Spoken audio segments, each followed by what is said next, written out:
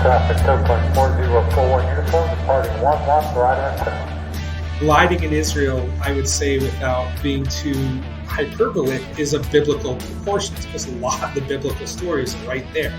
The sun's breaking through the clouds over the Moab mountains, which is where Moses kind of looked into Israel but couldn't enter.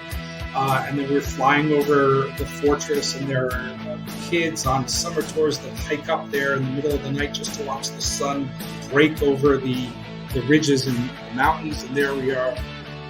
This is Soaring the Sky, a glider pilot's podcast, coming to you from the Mid-Atlantic region here in the United States, and bringing you great soaring content from glider pilots all over the globe. We now join Chuck and our guest pilot. Hello and welcome to the podcast. Before we get into what's coming up on today's episode, I do want to thank our newest Patreon pilot from Alaska, Michael Reed. Thank you, Michael. Now, he chose to support the podcast by giving us a one-time PayPal donation to help grow the show. You don't need to commit to once a month through Patreon, but if you can, of course, we always appreciate that. You can do what Michael did and head over to soaringthesky.com where we give you several options. Okay, so we've had a lot of episodes about soaring some of the highest mountains in the world, breaking altitude records with the Perlin Project, but today we are going to be soaring below sea level. Now, in order to do that, we're going to be heading to Israel, where we meet Natan Elsberg and hear his amazing soaring adventures over the Dead Sea and many other places. Natan has hundreds of hours logged in gliders, and he has also done a lot of towing in Cesna 180s, Piper Super Cubs, Pawneees, and more, but he enjoys flying gliders the most. He currently flies a Janus CM and has visited and flown over 20 glider operations around the world. He's been gliding in Israel since 2009. Immediately following our chat with Natan, Sergio is back. He has a brand new Soaring Master segment.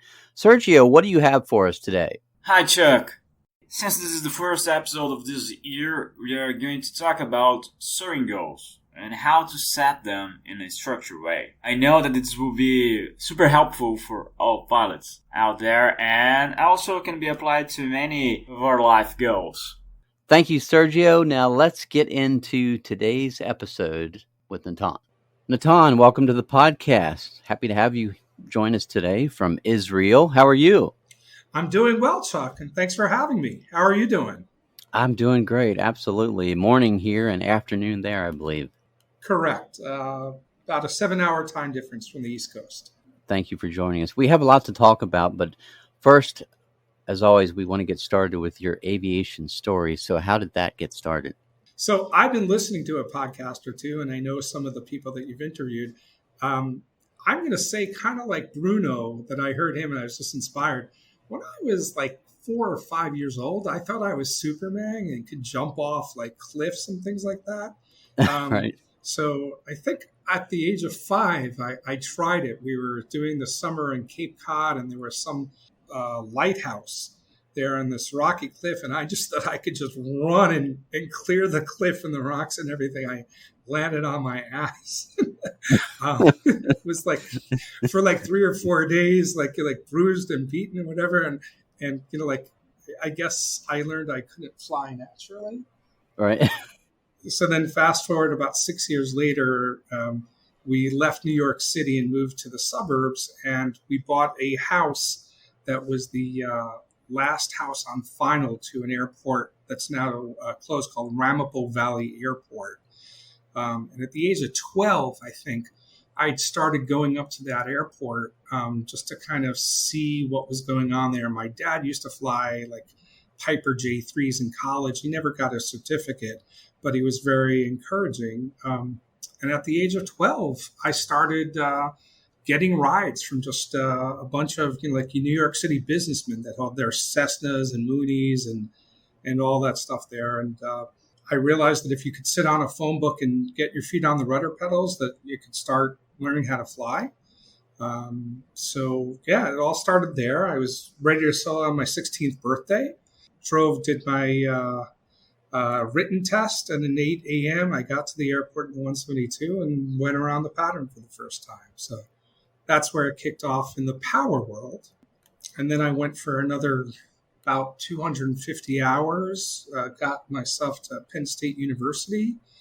And the interesting thing about soaring is, one, I had no idea when I was a student there, at least in the first few years, what soaring was. And I didn't realize at all that I was kind of in the mecca, at least on the East Coast, of soaring. I remember actually they brought there was a Penn State soaring club.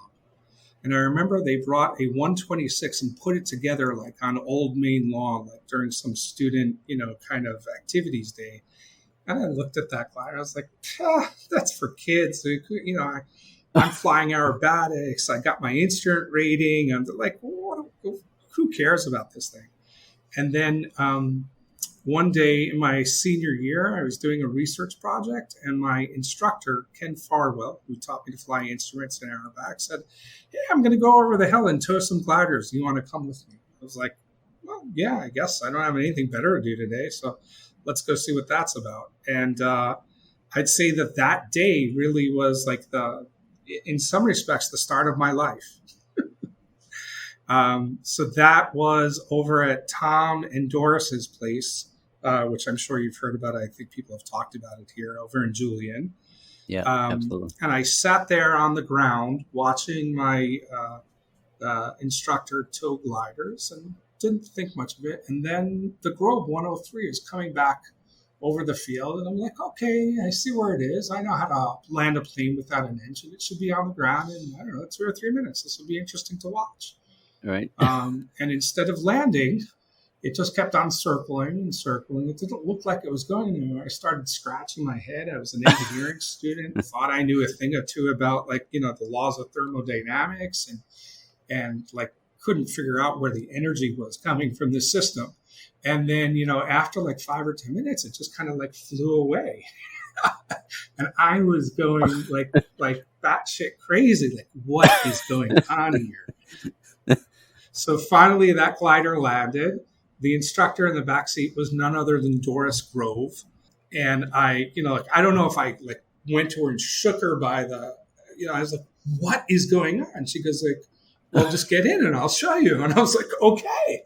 And that was, we took a tow up to, I guess, a standard 2,000 feet. We get off tow and, Doris kind of shows me, what a thermal is. And we start circling and I it's like, this is better than drugs. This is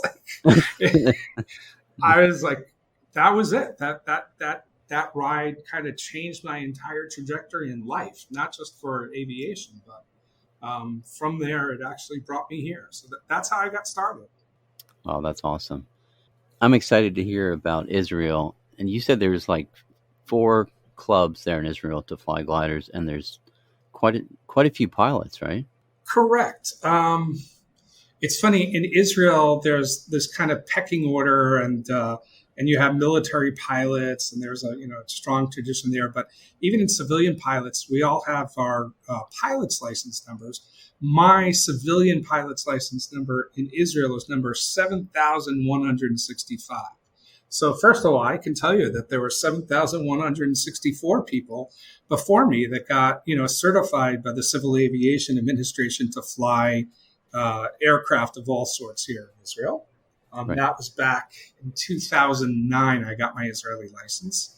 And my instructor's license is number 1,141. So number 1,142 was a friend in my class for glider instructors. And I thought this was really cool. When I went and got my instructor certificate, the women at the CAA that do all the administration, she actually went to the safe, opened up this kind of notebook binder from looked like the 50s, flipped through page 23, 24, 25, and wrote down, and she wrote in 1141, and she wrote my name, Natan Elsberg. So there I am looking at the official record of every instructor in Israel, and I'm on page 23 or 24, or however many you get.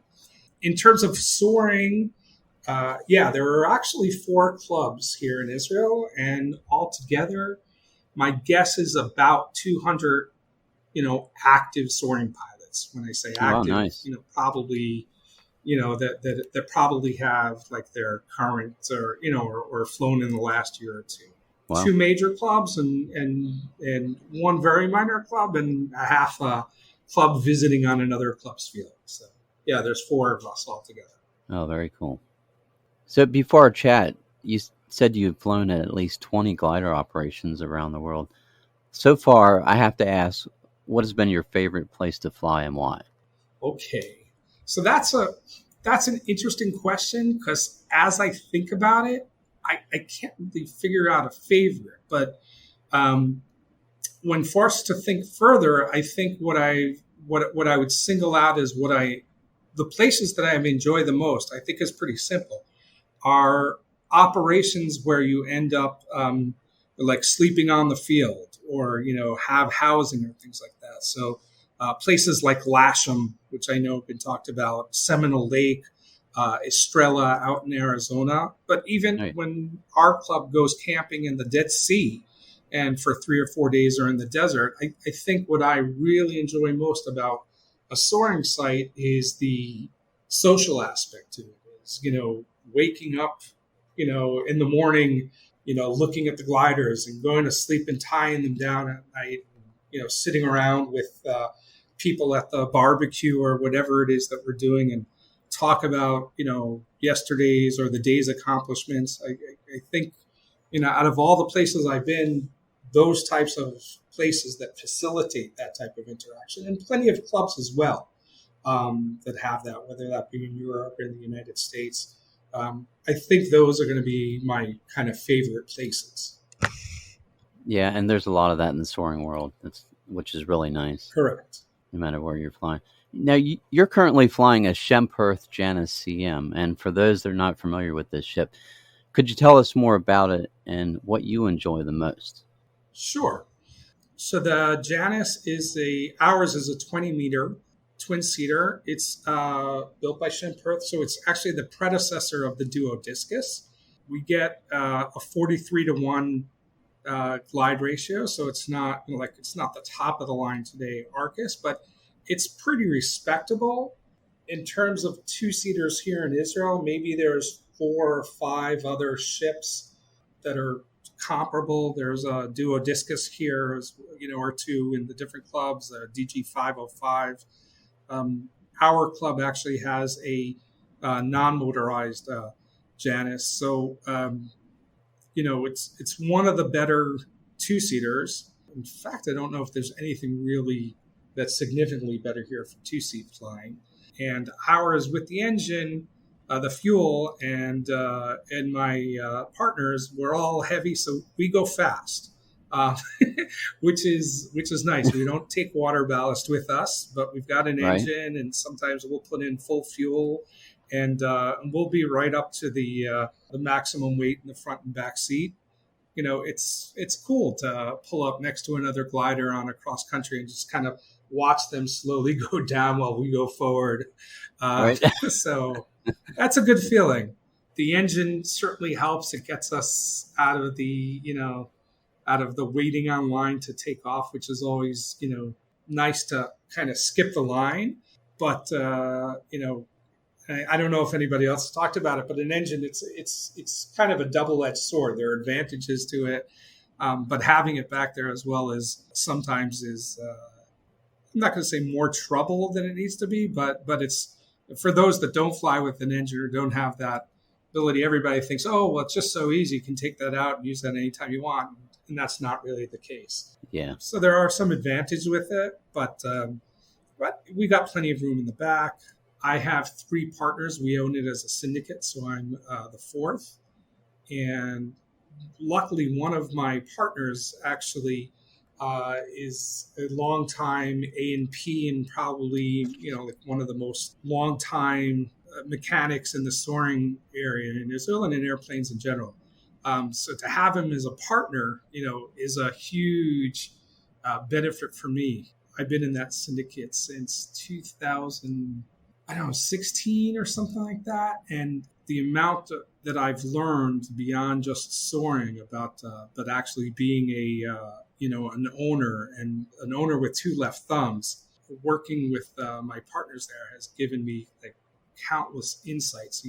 We've taken, that cockpit apart and put it together probably like 10 or 15 times, they're Oh, wow. installing some new glide computer or working on, something always needs to be done. So there's a distinct difference between, being an owner and just being a club member. But I think if I have to wrap it up, the thing that I love most about it, and I love most about soaring, is the fact that it's a two-seater. Yeah. I had a number of opportunities before I got into that. Different people saying, "Hey, why don't you join our syndicate? We've got this single seat ship. It goes fast, And I have never, I guess, since the day I started flying with Doris Grove, I've never really enjoyed or thought it's worthwhile to be up there alone. So I waited quite a while to get the right opportunity to get in this twin-seater. But for me, that is the essence of why we soar. It's to be able to share it with other people. Yeah, absolutely. Natan, speaking of flying with other people, you've been a glider instructor since 2014. What are your favorite things about teaching people to soar? And maybe on the other side of it as well, what has been the most challenging over the years? In terms of instructing, the favorite thing about teaching people to soar, certainly from my point of view, is that interaction with students and particularly being able to help them get past their, where they're stuck. I think, I don't know if I'm special. There are a lot of good instructors out there, but I think I particularly am rewarded when I, get assigned to or have a flight with, somebody who's pre-solo and is, working on their landings, but still can't just seem to get it all to come together. In fact, I think sitting there in the back seat and being able to kind of, look at the situation and say, why don't you try doing this, and then 2 or 3 flights later, seeing that, they've internalized that point, right? And all of a sudden, boom, they're in the groove. They're doing their landings. They're getting the flare right. It's all working. I think that's, that personal satisfaction of being able to find, coming across students that are having trouble in some aspect and being able to analyze that and give them, the right coaching, and to see them get past that. That's, from my point of view, that's what makes it all worthwhile. Obviously, first solos are a great time for the instructors. I used to, before I sent somebody for their first solo, I used to always think, wow, that's got to be the most heavy thing on the shoulders of an instructor. And it wasn't until I got to that point when I realized that, it couldn't be farther from the truth. By the time you're ready to send one of your students solo, you have no question in your mind that they're capable of doing that. So it was like the anticlimax of, I thought, wow, the first time I get to send somebody solo, it's going to be, very, it was the most elate feeling that, in the world, to see somebody that you help coach and get there and watch them achieve their, make that personal accomplishment. Again, I think that's why we're here. Yeah, that's what I think about if I were an instructor, that I immediately think, oh, that must be a lot of stress. But yeah, they're ready. So I can see where it would be very exhilarating. Right. There are challenges too. I think when I first started instructing, I was, eager to be out there almost every weekend and working with students. And then when I got into my Janus, I think there were some of my challenges personally were things like, wow, it's a good day. Do you want to go teach somebody, or do you want to go see if you can, set that next goal for yourself with your glider? Good conditions. Do you want to do pattern work, or do you want to go cross country? So there was a time in my personal path forward where I think figuring out, what do I want to do today?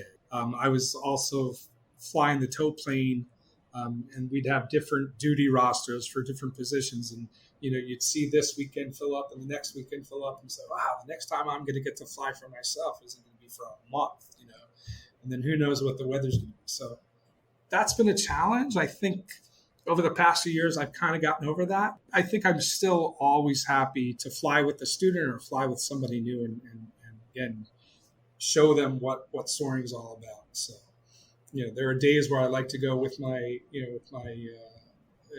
partners and other experienced soaring pilots, and there's a lot still to learn. But finding the time to find somebody new and showing the basics and stick and rudder, there's a lot to that.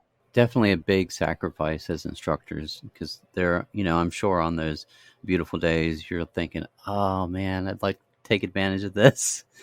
Yeah, that's interesting to use the word sacrifice. I'm not sure if I've ever put that word in that context, and I could see how some people say it. I don't know. I guess something bothers me about characterizing as a sacrifice, but it's certainly sometimes it's a internal kind of friction of do I want to do this today for my personal advancement, or am I here to advance somebody else? And and I think there's a difference there. There are a lot of people that fly single seat gliders and never become instructors and go out and do their thing.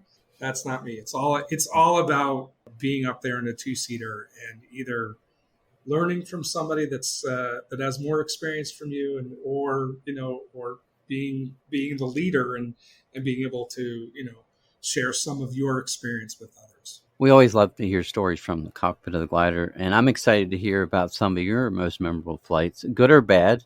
Can you share some of those with us? Wings and Wheels has been serving the soaring and sport aviation community for over 30 years. They hands down have the largest and most comprehensive inventory of sailplane and soaring supplies in North America, and they ship globally. Nearly everything you'll find on their site is in stock and ready for same-day shipping. Wings and Wheels is the exclusive American representative for HPH sailplanes. Be sure to check out the Twin Shark, their latest launch. They're also now the exclusive distributor in North America for the new Just Soaring Glider Sim Pro. The team has thousands of hours of flying experience in gliders and airplanes. Staffed by Adam, Kelly, Julie, and Sean. A friendly voice will answer when you call or email them. Check them out at wingsandwheels.com. Yeah, sure. So I honestly, it's hard for me to think of bad ones, but I've got like a list of, memorable flights. And again, that's why I do it, is to make memories. So kind of in order, I think the one that I wrote down and said, this is, this is the peak, I hit the Everest already for my personal goals. And it was very clear the day I got there. So our gliding club usually once a year does a 3 or 4 day gliding camp somewhere in the desert. And in many years, it's been at Masada, which is a hilltop fortress in the Judean desert overlooking the Dead Sea. Oh, wow. The Dead Sea, for those who don't know it, is the lowest point on Earth with, I think we set minus 1,400 feet or 1,200 feet, I could be wrong, on the altimeter. And that's an interesting experience in and of itself, to be flying below sea level. So with my Janus self-launcher sometimes, and at the camp, not just with the self-launcher, but one of the fun things to do at camp is like to get up at the crack of, get the tow pilot or whatever, hook up and go for like a morning flight when it's just legal, right, in the morning twilight. So this one particular flight, we were out there camping. My wife came down and she enjoys flying, but it's not flying with me a lot. We got up early in the morning. It was still before sunrise. We pushed the Janus to the beginning of the runway. My son actually put his JBL speaker in the back seat and he got the playlist up. So I had like the perfect theme music that I was thinking about for years to do this. By the way, the song that we had playing was by Jose Gonzalez called, I can't remember. It'll come to me. But the chorus is "Dawn is coming, open your eyes," and we took off. There's the sun rising over the mountains in Jordan. I'll talk about it again, but gliding in Israel, I would say, without being too hyperbolic, is of biblical proportions because a lot of the biblical stories are right there.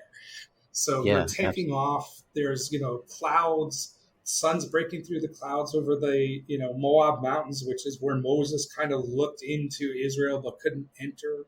And then we're flying over the fortress, and there are kids on summer tours that hike up there in the middle of the night just to watch the sun break over the ridges in the mountains. And there we are with the engine still out, just kind of climbing up in beautiful, glass air.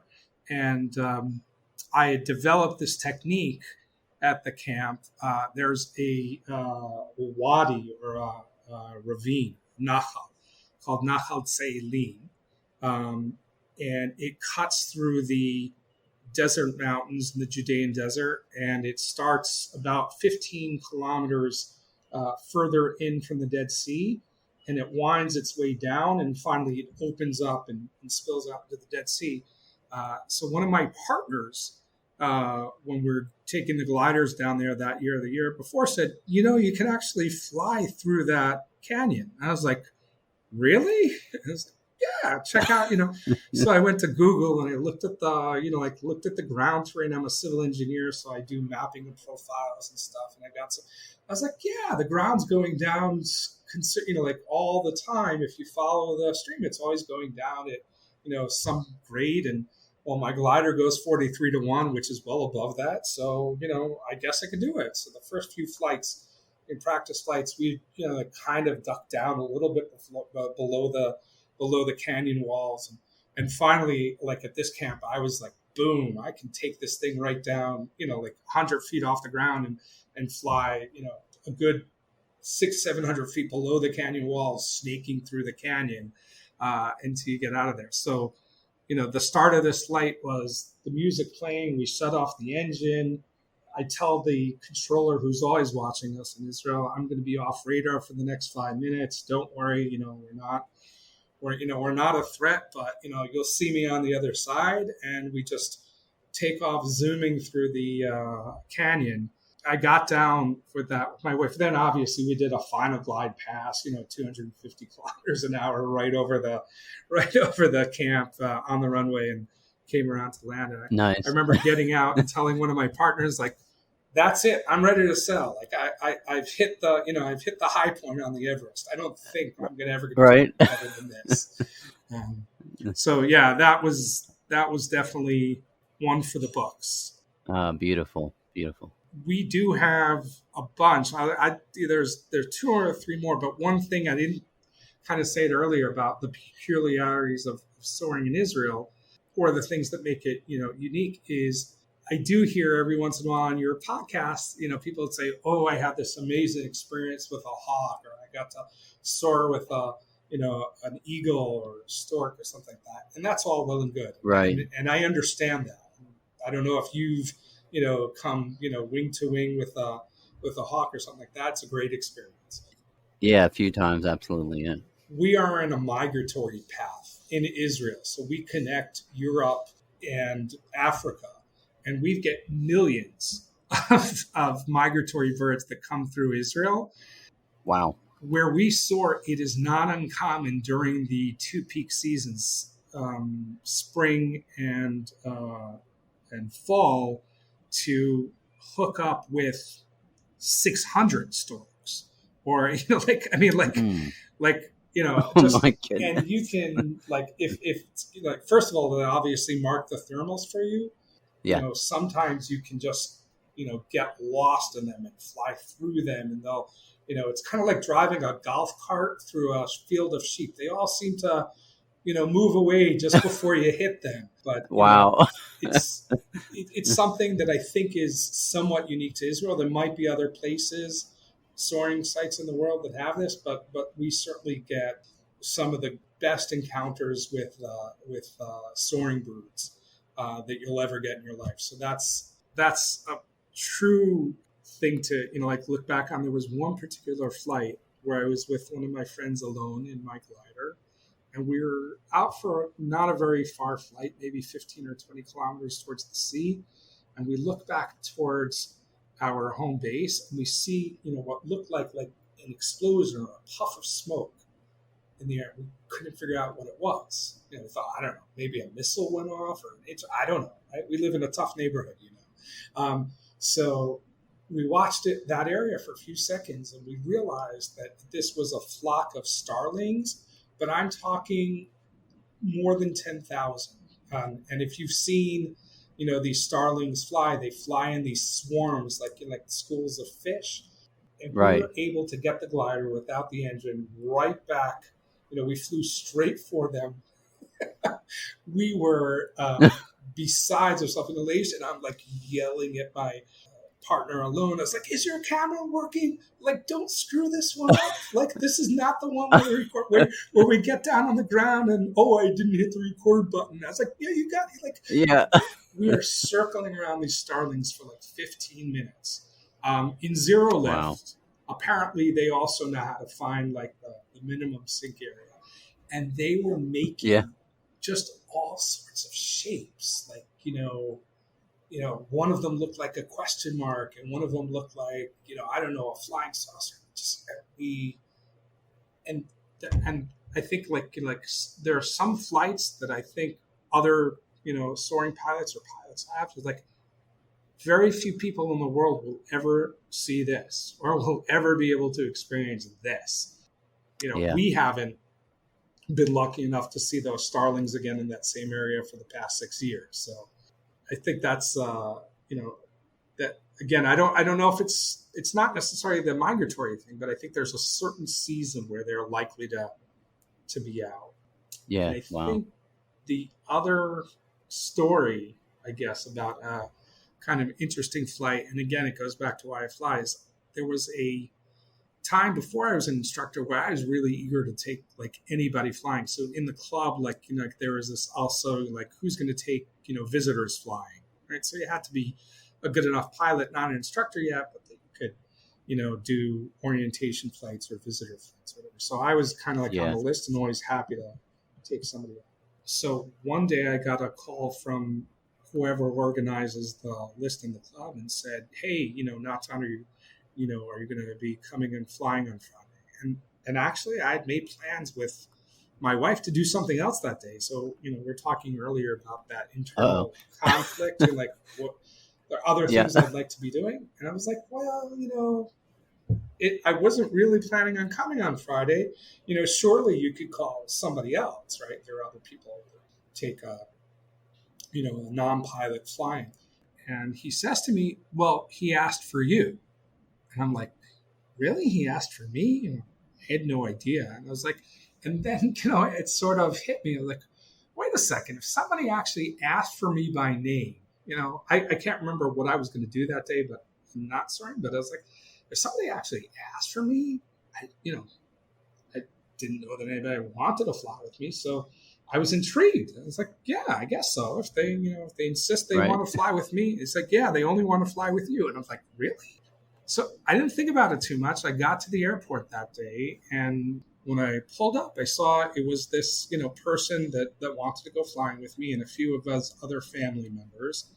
And it took me a few minutes to really understand what was going on. He was wearing a baseball cap. I looked at him and said hi. Did not remember him. Actually knew one or two of the other people that was with him. A lot of times you take people for like a birthday flight or something like that, and their family come out and it's like this big production. So this kind of felt like that, but not exactly. Something was off.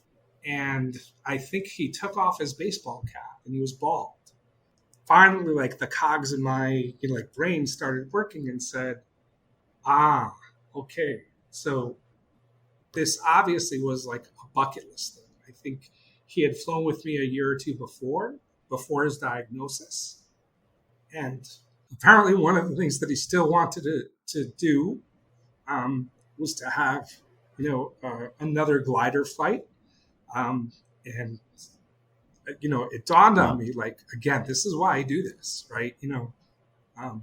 So it all made sense, right? Okay, he asked for me because obviously, like when he was healthy, probably had a great time. And, I can imagine sitting around saying, what are the things you want to do before you don't have the opportunity to do them again? Well, I want to fly with Natan. It's like, if that's, if that's my gift for today, so be it.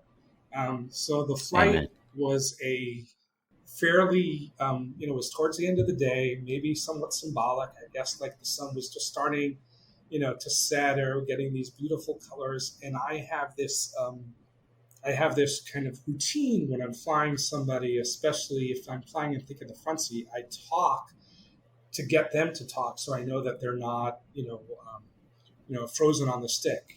I've taken kids in the back seat, and I don't know what happened to them, and I talk to them to get them to, help me understand if they're feeling good, or do we need to go back. Yeah. So I start my kind of regular, okay, we're up in the air, and I start doing my regular jabbering, which I can do here all day. And at some point, he said to me, "You don't have to talk." Wow. And I was like, "Wow!" And we towed to 3,000 feet. And we watched the sunset over the Mediterranean, and we just took nice, gentle turns. And, I kind of, in minimum sake, there was no lift left that day, but, just the most tranquil flight we could get out of it. And I milked every, foot of altitude that we had to prolong it. And, when we landed right back down at the launching point, we had to literally scoop him out of the glider. He was exhausted. I was exhausted. And, so again, I think God's given me the, sometimes the gift of soaring. And I think it's my responsibility to share that and make memories, as many as possible, with people. Well, what a beautiful story. Thank you so much for sharing that. Whew. Okay.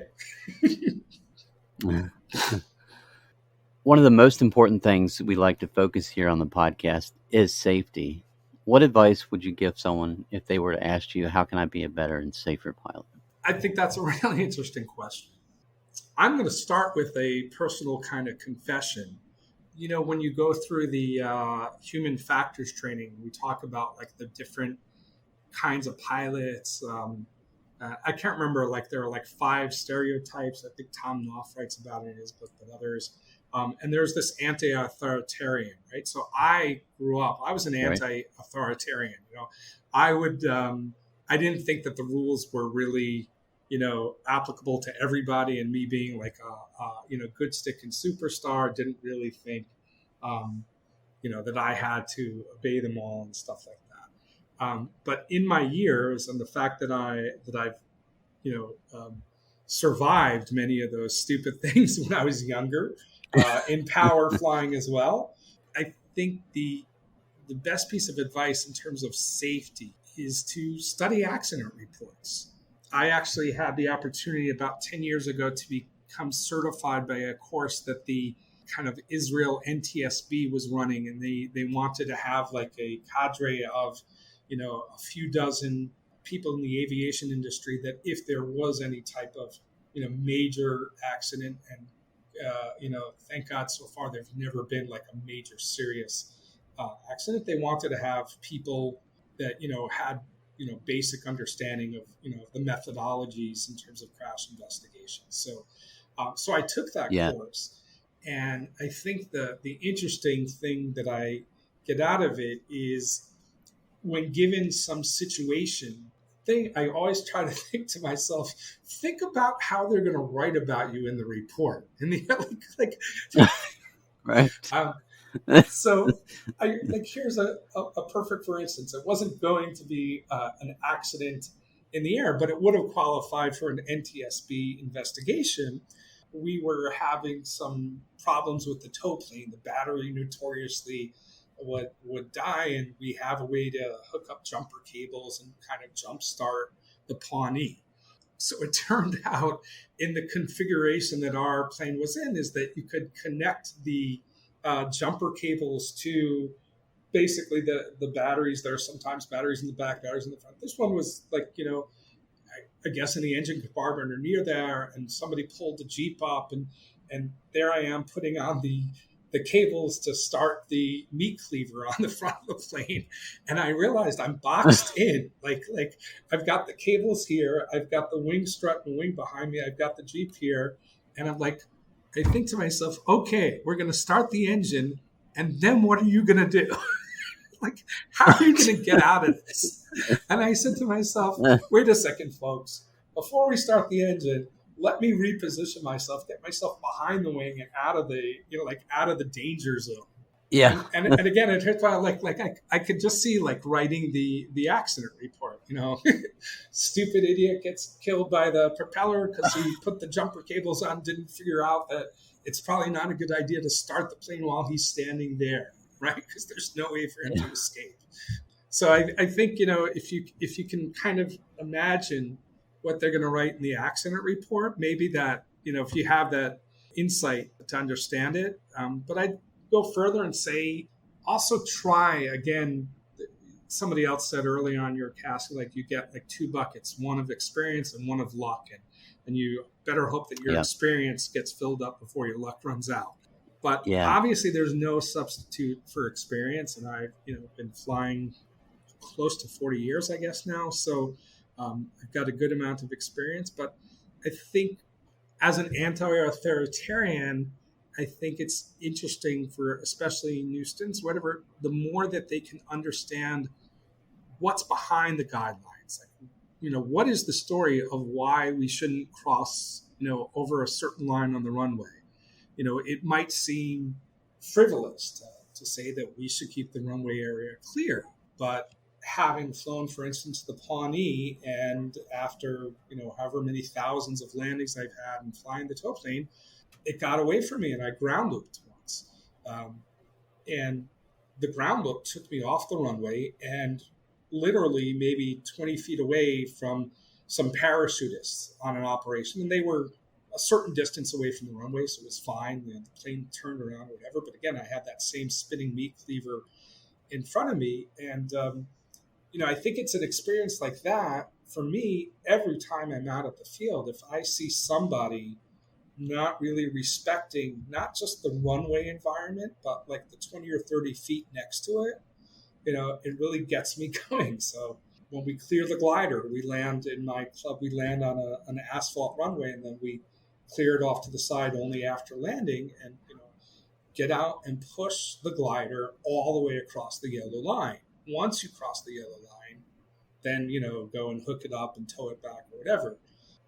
I just don't know if I didn't have that experience of doing the ground loop in the Pawnee, I don't know if I would be as, cognizant about why it's so important for us to keep the runway environment clear of obstructions. And the same thing goes for takeoffs. And I see too many takeoffs in airplanes and gliders as well, where we might be happy that the runway is clear, but if the tow plane, has a flat tire and veers off to the right, and my glider is still too close to the runway, again, that's what we write about in the accident. Yep, that's true. It's hard to, take somebody that just doesn't have those experiences. But, my advice is, hang around in the evening with the beer and stuff like that, and listen to stories and read about them. And the more you understand them, the more you internalize, I think, is going to make you a safer pilot. And on my last piece of advice on safety, and we talk about this, right, in training, is, when there's an emergency, right, is defined as kind of like a sudden event that requires of serious nature that requires some immediate action. So the more that you can practice and be prepared for it and not be caught off guard, great. But the other point that I really want to make is, and I've seen this time and time again, the number of accidents did not have to be accidents, meaning the initial disturbance or what something was benign, not a big deal. A canopy opens up and things like that. We can recover from an open canopy. But if that gets you flustered and then you make, some other mistake that probably shouldn't have done, that's where we start to spiral out of control. So again, the other thing about the aviate, navigate, and communicate is once you've come to terms with what the emergency is, and I've had 7 or 8 serious ones in my career. Once you come to terms with that, do not forget to go back to the checklist. Yep. Because there are so many wheel-up landings, whether in power or in gliders, but there are so many other kind of, I'd say, secondary accidents or incidents that happen because you got flustered, you got put out there. There was something that got your adrenaline rushing. Okay, that's great. You've dealt with it. don't forget now to go back and do your downwind check and check your airspeed and check your brakes and check your gear down and stuff like that. Yeah, you dealt with the emergency. Now don't screw it up on the simple stuff. And it happens all the time. Yeah, because then it just compounds and gets worse. Right. So, again, even if you don't have the experience or whatever, you had a rope break, or I've had the release handle come off of my hand. I've had carburetors go on me and things like that in a little flight, and had to wag somebody off my tail in the tow plane. But once you're kind of established, and there is a lot of time in most emergencies after you're initially assessed, there is time to stop and think, and go back and say, okay, yeah, let's not forget the before landing checklist. Let's not forget to do this. So, yes, there's something immediately to deal with. Once you've dealt with that, then force yourself back into what my normal routine is. Absolutely. Before we get into our lightning round questions, I would like to give you the opportunity to thank anyone that's been influential in your aviation story. Wow. There's a lot. So I got to start with, I guess, all the pilots at Rambo Valley Airport that, were nice enough to take this, 12-year-old, 13-year-old brat, let me shovel their snow and mow their lawns in exchange for like an hour on their Cessna 172. And there were dozens of those. Without them, I probably wouldn't have gotten very far. And then I did have, a few kind of mentors along the way. One of them that stands out, a man named Ken Farwell, who I hooked up with in State College at Penn State University. And by the time I was there, I think Ken was probably in his late 70s. So honestly, I don't know if he's still even with us today. But Ken took me under his wing and taught me instruments, and as a bonus would take me up in his Starduster 2, which is kind of like a home-built, not exactly a pit special, but not that far away in terms of performance and aerobatics. So my kind of reward for a day of good instrument work and helping him out at the hangar would be like a 20-minute flight of Cuban 8s and knife edges, and in the end of the day, he took me over to Julian to meet Tom Knopf and Doris Grove.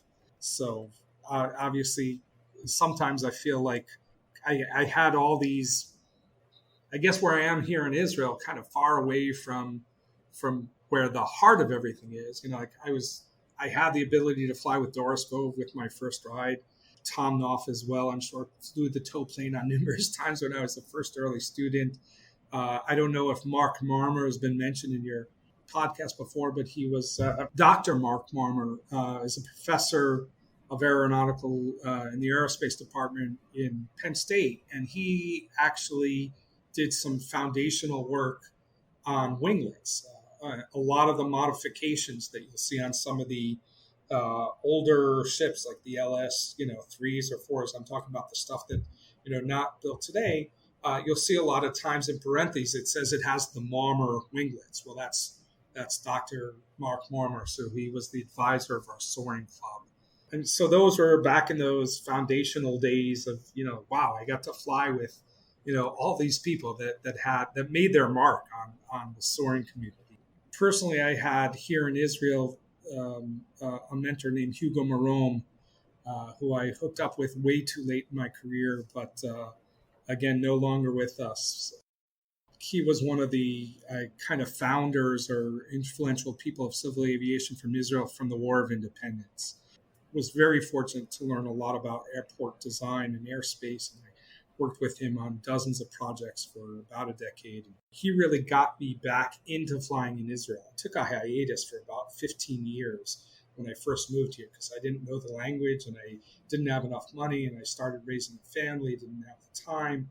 And Hugo really pushed me back into the cockpit, which I'm forever grateful for. And the last two people that I'll kind of mention here that had a mark, one I think was talked about here, Shmuel Diamond. Didn't fly with him a lot, but he was an Israeli glider pilot, and he would come over here and do some FAA stuff. And if somebody needed a biennial here in Israel, Shmuel was a CFIG out in Colorado.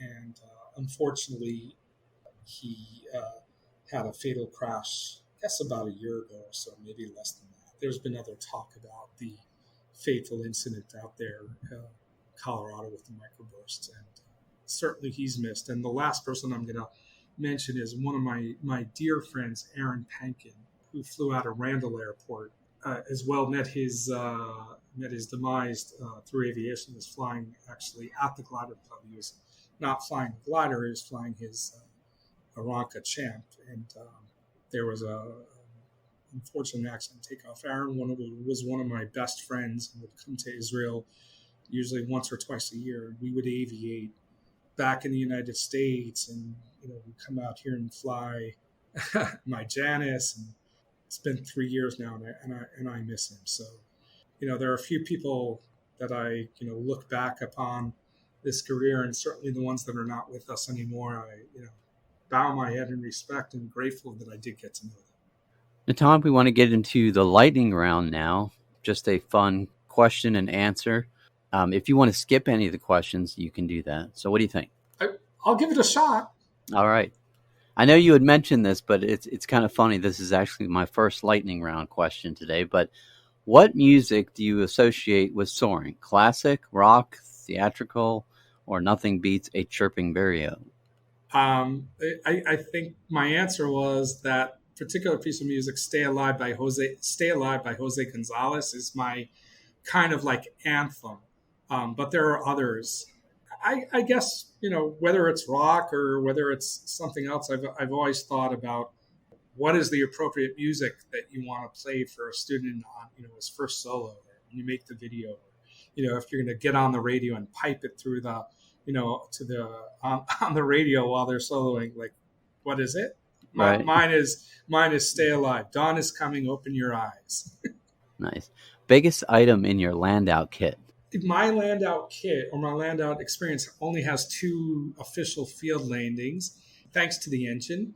But interesting, we started flying about 10 years ago. There was this kind of bunch of pilots here ended up buying, I'm not sure it was the Amazon one, but there was like a black screen electronic ink e-reader. One is by Amazon, the other is a Kobo. I can't remember, but whatever. Somebody got a bunch of them, and we installed a GPS and a FLARM and whatever, and we got cross-country soar and top hat.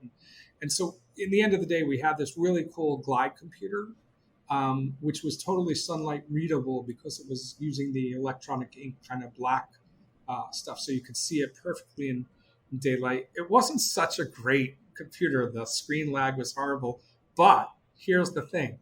I ended up landing out twice, and in both places I probably had to wait 3 or 4 hours on a hot, spring day until my buddies could get the stuff together. So I went under the wing, and luckily I had on that e-reader some books. So if you ask me, like, what's the best thing to have in my Landau kit, get under the wing, get some shade. And if you've got like a book that happened to be like, that glide computer probably did be better for the 2 or 3 hours of reading in the farm field than it did in actually helping me navigate to a better landing spot. Nice. Gloves while flying, even in summer? Gloves? Not for me. Oxygen above 5,000, 10,000, always or never? We do not often get days that we need oxygen, meaning we hardly ever get above 10,000 feet. There have been, the short answer is I've never taken oxygen with me, although there have been a few days where I thought about bringing it with me, or like the forecast didn't actually work out. We didn't get that 12,000 foot day. I have been up to 14,000 flying. We had some epic flights all the way down to the Red Sea and back in Alot. And like for brief intervals, we were above 12,000 feet, but just for like the next cloud fill up and then we were back down. So we were never above 12 for more than a few minutes. So honestly, I don't know. What I can say is that I certainly do remember finishing those climbs to 14,000 feet. I certainly could feel like I would take in a breath and still felt that I wanted more, meaning like realizing that one of the, not hypoxia, but one of the kind of symptoms, or one of the things you can feel is like, you just took a big breath and I still feel like I need to take more, right? So I certainly had that feeling, but didn't have the oxygen with us. Some other people do fly with oxygen here, but it's rare here in Israel to actually go up with it. Flight preparation, day before, day of, or other? I think both. Meaning, it depends how you look at it, but certainly if we want to go cross country, certainly I'm thinking about already at dinner time the day before. What am I eating? And like, where is that going to end up, at 2:00 in the afternoon tomorrow? Right. So right. Do you really want to have that, extra thing of spaghetti or so, like there's that preparation. Obviously there's, so I'm going to say before. What would you value more, win a contest or set a record? I'm not really, we don't do a heck of a lot of contest flying here in Israel. We do LLC, and I certainly think that, there's fun to look at your track in LLC and look at your buddy's track and what did they do? So I guess I'm going to say set a record, but it's only because I really don't have much contest experience. Do you fly for speed, distance, or you don't care? Both. Again, we don't do much task flying here in Israel. We do OLC distance, right, or speed. But I do look, like, let's put it this way. If I didn't do the most distance in the day, and I rarely do, I mean, there's probably at least 15, 20 glider pilots of my caliber and higher. So like some days I'll win like the Isreal distance, but then you're like, if I didn't win the distance, I was like, okay, well, how fast did he go? It's like, he only did 75 kilometers an hour and I did 86. I'll take that as my consolation prize. So, and some might say it's not fair. I've got like the heaviest 2-place glider with a good glide ratio, so maybe it's not so difficult. But yeah, I look at both. So land out, you have two options: busy towered airport in between commercial jetliners, or a hayfield. I'm gonna go with the hayfield. I have. For those that know LASM, and I know the people on this thing realize that at LASM every once in a while a 737 will come in, and they'll stop all this stuff. So, but no, I can't see myself landing like at a real commercial airport with a glider. What do you do once you land? I don't know. So I'd pick a hayfield. Emergency, you have two options: jump out with a parachute or land in a lake. Oh. Ooh, that's bad. I listened, I can't remember if it was like just recently or 2 years ago, but I listened just a few days ago to a podcast that you had about some pilot that landed short of Truckee and probably went into Lake Tahoe. And I think that's right. Yeah. I think before hearing that story, I think I would have said a lake. After hearing about how the water kind of like, the negative lift or whatever kind of cracked his wings or whatever. I think I'm going to go with the parachute. All right. When do you check the tire pressure in the main tire? Per flight, per day, per month, per season, or just when it looks low? I think I look at it every day. I know I went up in our club's two-seater just on Friday, and I looked and I said, yeah, it looks a little low.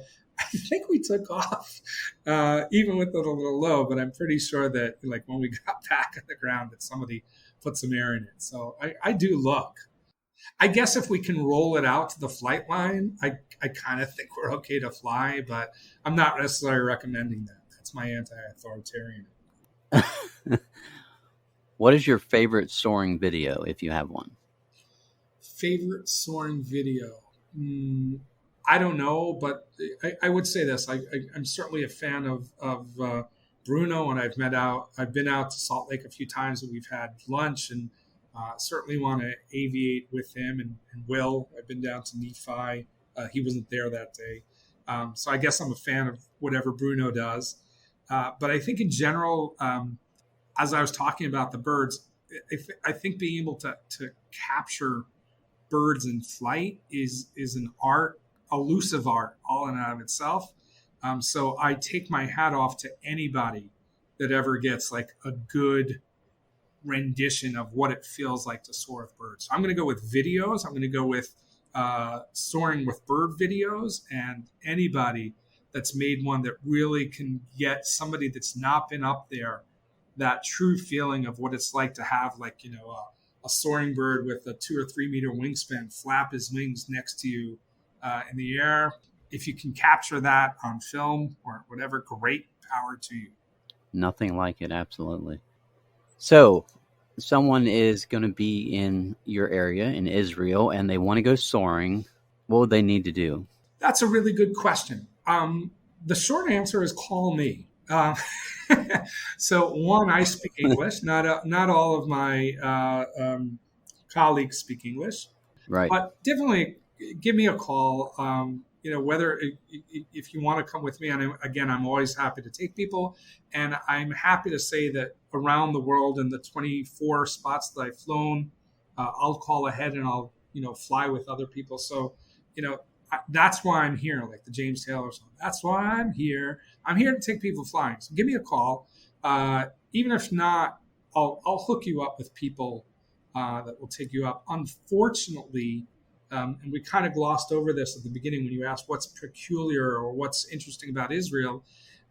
Israel is a fairly difficult place, not only to get like a letter of validation, but you still have to kind of speak Hebrew in the cockpit or, with the controllers.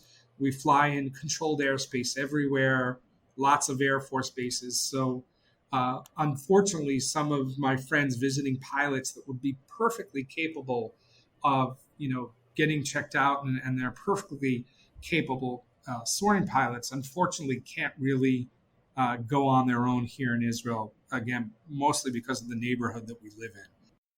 Give me a call and I will make sure to, hook you up with one of the two major clubs, either my club in the south, the Negev Gliding Center, or up in the north, Megiddo Gliding Center.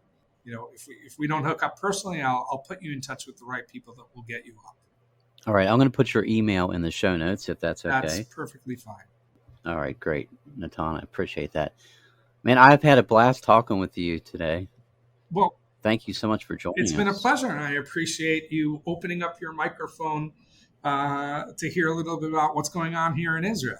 Absolutely, and in the future, we'd like to hear an update from you. So, whatever. Let's see how this one goes. And but again, you don't have to twist my arm to talk about soaring, as you can tell. Thank you, Natan. Sure.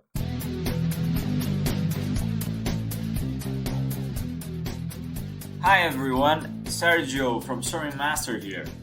Firstly, I would like to wish you all a happy new year, full of joy, health, and awesome flights. It's super common in the New Year's Eve to promise ourselves something related to our life goals, to finish or to start something, to change a habit, and with soaring is no different.